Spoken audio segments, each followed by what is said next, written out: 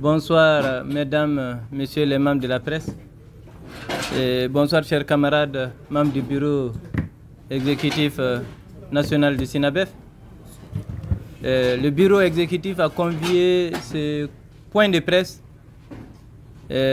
suite à ce que nous voyons aujourd'hui sur les réseaux sociaux. Parce que, après nos deux points de presse, nous avons l'impression qu'on est en train aujourd'hui d'instrumentaliser à des fins inavouées nos revendications, nos actions syndicales. Nous tenons donc à emboîter le pas à l'APBF qui a fait un communiqué tout à l'heure, qui circule déjà, pour dénoncer avec véhémence ce qui se passe sur les réseaux sociaux.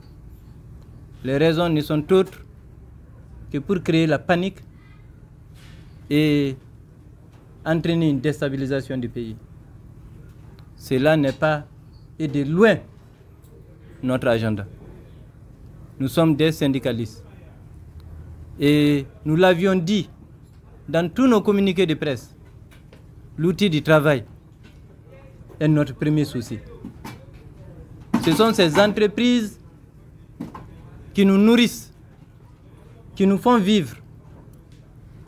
Et donc, nous avons obligation en tant que syndicalistes de préserver cet outil de travail. S'il n'y a plus de banques, plus d'assurance, plus de microfinance, plus de commerce, il n'y aura ni travailleurs, donc ni syndicats, ni patrons. Et nous en sommes conscients. Donc ce qui se passe sur les réseaux sociaux, nous les dénonçons. 1. 2. Nous dénonçons tous ceux qui s'activent à cela. C'est une forme de tract qui est en train de tourner sur les réseaux sociaux. Et les auteurs de ces tracts doivent être démasqués et punis, conformément à la loi. Parce que ce n'est rien d'autre qu'une tentative de déstabilisation du pays en instrumentalisant des revendications légitimes que nous avons demandées. Le préavis n'est même pas déposé et on est en train déjà de mettre sur les réseaux sociaux des choses impensables en ciblant certaines banques ou en ciblant même le secteur bancaire. Ça, nous ne l'admettrons pas.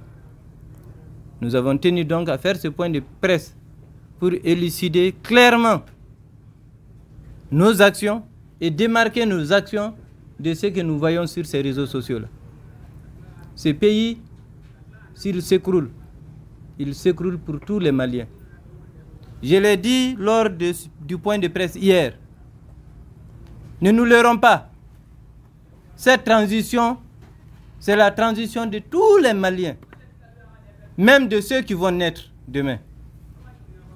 Parce que Nanyanabi, Abinyambede, Nanyachien, c'est fini.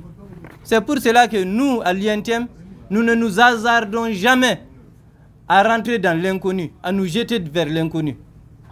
Ceux qui veulent déstabiliser ces pays-là, soit ce n'est pas des Maliens du tout, parce qu'il faut ne pas être malien pour penser déstabiliser, ou en pensant qu'en déstabilisant, c'est pour chasser les colonels ou je ne sais pas quoi, ou c'est pour se positionner. Mais le jour où ça va s'écrouler encore dans ce pays, ça ne finit pour les Mali. Et nous en sommes conscients. Ce préavis de grève, il peut être levé demain. Il suffit que nos points soient examinés minutieusement et qu'on regarde ce qui est faisable et ce qui est possible pour que cette grève n'ait plus lieu. Et c'est notre souhait. C'est que cette grève n'ait jamais lieu. Et nous ferons tout pour que cette grève n'ait pas lieu. Donc que les gens ne se leurrent même pas. Nous, notre démarche, c'est que la grève n'ait pas lieu. Notre objectif n'est pas la grève. Notre objectif, nous avons des injustices, nous avons exposé des situations et qu'on trouve des solutions à ces situations. S'il y a des solutions à ces situations, même tout de suite, nous appelons nos militants à l'Assemblée générale et on leur explique ce qu'on a obtenu et on prend la responsabilité de ne plus déposer ou de lever le mot d'ordre de grève. De ne plus déposer s'il n'est pas déposé et de lever le mot d'ordre de grève s'il est déposé, de suspendre au préavis de grève. Donc nous, notre objectif, que ça soit clair pour l'opinion nationale et internationale, ce n'est pas de déstabiliser le pays. Un. De deux, ce n'est dirigé contre aucun individu. Ce n'est même pas dirigé contre les dirigeants, contre les DG. Non. Nous, on n'a pas vocation à dire il faut enlever tel DG, il faut mettre tel DG ou remplacer des DG. Non. A fortiori au niveau de l'État. A fortiori au niveau de l'État. De trois, que personne ne se leurre. Moi, particulièrement, les gens connaissent mon penchant. On me met... Je crois que je vais dévier. Mais cette transition, c'est notre transition. C'est notre transition. Et nous, nous y tenons. Aucune autre aventure dans ce pays. Nous devrions tous protéger cette transition pour qu'on en sorte. Mais pas dans une autre aventure. Et ceux qui sont dans ça, ils ont intérêt à quitter ça. À rentrer dans les rangs et qu'on construise ce pays ensemble. Que personne ne se leurre. Aucune illusion. Aucune illusion. D'ailleurs, moi j'avais suggéré depuis longtemps que nos syndicats s'érigent pour protéger désormais les institutions. Qu'on ne connaisse plus 2012, qu'on ne connaisse plus ce qui s'est passé en 2020 dans ce pays. Et ceux qui peuvent être ces remparts, c'est les syndicats. On a vu ce qui s'est passé en Turquie. Erdogan, quand les chars sont sortis pour aller cueillir Erdogan, c'est la population qui est sortie. C'est les travailleurs, ce sont les travailleurs qui sont sortis, qui se sont couchés sur les goudrons, sur les routes, pour dire jamais. Et les auteurs de ces actions n'ont pas pu franchir même la capitale proprement pour arriver au président. C'est ça notre rôle, et c'est le rôle de tout citoyen malien. Protégeons cette transition, guidons-les pour qu'on en sorte le plus tôt possible et par la meilleure façon. Par la meilleure façon. De toute façon, le saut dans cet inconnu-là, ce n'est pas la responsabilité des syndicats. Nous, on a voulu nous entraîner dans le M5, on a refusé. Parce que nous savions que ce n'est pas notre rôle. Et cette fois encore, nous le disons, urbi et orbi. Notre rôle, c'est de protéger les institutions.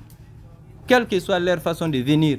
Mais qu'on ne remplace pas une situation par une situation pire. Ça, nous ne rentrerons pas dans ça. Et nous allons protéger cette transition. Nous allons le faire. Nous avons posé des revendications. Nous voulons qu'on trouve des solutions à ces revendications. À Bana. À Bana. Et nous le disons à ceux qui veulent déstabiliser. Là. Ils nous trouveront eux aussi sur les routes. Nous ne l'accepterons plus jamais, tomber dans une aventure. Celui qui s'hasarde à le faire, il le fera sans les travailleurs. C'est ce que je voulais dire. Et dire aux travailleurs eux-mêmes, parce que souvent nous avons des travailleurs, parce qu'ils sont contre des DG, parce qu'ils sont pressés de remplacer des DG qui se livrent à des tracts, qui écrivent à travers les journaux de façon anonyme ou sur des réseaux sociaux, qui s'attaquent à leur propre banque. Nous avons dit, et nous dégageons toute responsabilité face à quiconque, y compris les travailleurs des banques, qui s'hasardent à faire des communiqués, des tracts pour s'attaquer aux banques, qu'on les déniche et qu'on les licencie s'il le faut. Et nous ne serons pas là pour les défendre. Notre raison d'être, ce sont nos établissements. Ceux qui s'hasarderont à le faire, qu'ils soient licenciés, nous ne serons pas là pour les protéger. Nous ne serons pas là pour les protéger. Et ceux qui pensent qu'ils peuvent le faire de façon impunie, on peut les dénicher. Aujourd'hui, là, trouver les auteurs de ces tracts-là, c'est très facile. Nous nous désolidarisons contre tout communiqué, tout tract qui vise nos directeurs de banques, qui vise nos banques et qui vise à créer la panique. Maintenant, pour conclure, je dirais, les banques vont bien. Toutes les banques vont bien. La preuve, les récents résultats, il y a des banques qui ont fait des résultats score. EcoBank est à 32 milliards de résultats nets. La BDM est à 30 milliards de résultats nets. Et ainsi de suite. Il n'y a pas de banque où il n'y a pas de résultats. Comment on peut dire que les banques, aujourd'hui, ça ne va pas? On veut créer une situation de panique? Les banques vont bien. malgré tout ce qu'on a subi. Ceci dit, nous avons le devoir, les clients des banques, de protéger l'institution financière.